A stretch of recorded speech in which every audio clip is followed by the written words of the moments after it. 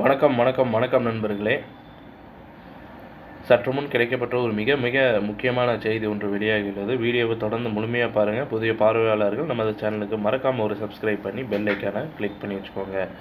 எடப்பாடி பழனிசாமியின் ஆதரவாளரும் அதிமுகவின் முன்னாள் அமைச்சருமான ஜெயக்குமார் அவர்களை பற்றி தான் அவர்களை பற்றி வைத்தியலிங்கம் அவர்கள் பரபரப்பான ஒரு பேட்டி ஒன்றை அளித்தார். பச்சை துரோகி ஜெயக்குமார் அப்படின்ற மாதிரி விசுவாசம் இல்லாதவர் ஜெயக்குமார் என்று ஜெயக்குமாரை பற்றி இதற்கு முன்பாக பல வழக்குகளில் சிக்கியிருந்த பொழுது பன்னீர்செல்வம் அவர்கள் தான் அனைத்திலும் இருந்து காப்பாற்றினார். தற்பொழுது பன்னீர்செல்வம் அவர்களே பார்த்திங்கன்னா முதுகிலேயே குத்திட்டார்.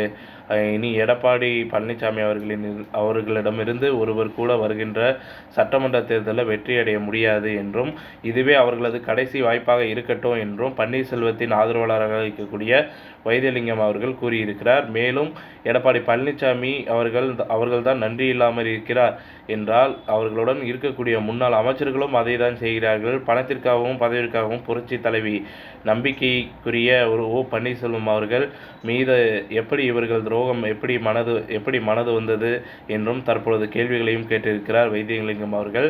திடீரென்று ஜெயக்குமார் அவர்கள் மீது பச்சை துரோகி என்று கூறுவதற்கு என்ன காரணம் என்று நாம் பார்க்கும் பொழுது பொள்ளாச்சி வழக்கில் அந்த நடந்து கொண்டு இருக்கும் அவர் மீது பல வழக்குகள் நிலுவையில் இருந்த பொழுது அனைத்தையும் பன்னீர்செல்வம் அவர்கள் தான் தீர்த்து வைத்தார். ஆனால் தற்பொழுது அந்த நன்றியுடன் இல்லாமல் எடப்பாடி பழனிசாமி அவர்களுக்கு விசுவாசமாக இருந்ததோடு மட்டுமல்லாமல் பன்னீர்செல்வம் மீது பல விமர்சனங்களையும் முன்வைத்திருக்கிறார். ஏன் கூவத்தூரில் நடைபெற்ற எம்எல்ஏக்கள் கூட்டத்தின் பொழுது பன்னீர்செல்வம் அவர்கள் அனைவரும் முதல்வராக இருக்க வேண்டும் என்று கூறிய பொழுது ஜெயக்குமார்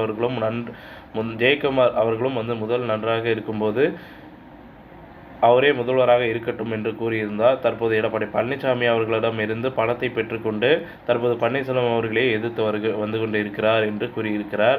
வருகின்ற நாடாளுமன்ற தேர்தலில் வட சென்னையில் ஜெயக்குமார் அவர்களின் மகன் போட்டியிடுவதற்கான எடப்பாடி பழனிசாமி அவர்களிடம் அனுமதி பெற்றிருக்கிறார்.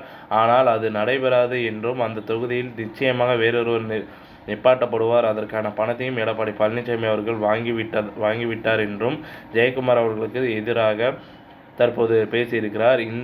இந்த நிலைமை வருகின்ற நாடாளுமன்ற தேர்தலின் போது வேட்புமனு தாக்கல் செய்யும் பொழுது உண்மை நிலவரம் தெரிய வரும். அதற்கு பிறகுதான் ஜெயக்குமார் அவர்கள் அதிமுகவில் ஒரு வெத்து என்றும் தெரிய வரும் என்று வைத்தியலிங்கம் அவர்கள் கூறியிருப்பது ஜெயக்குமார் அவர்களுக்கிடையே அதிர்ச்சியை ஏற்படுத்தியிருக்கிறது.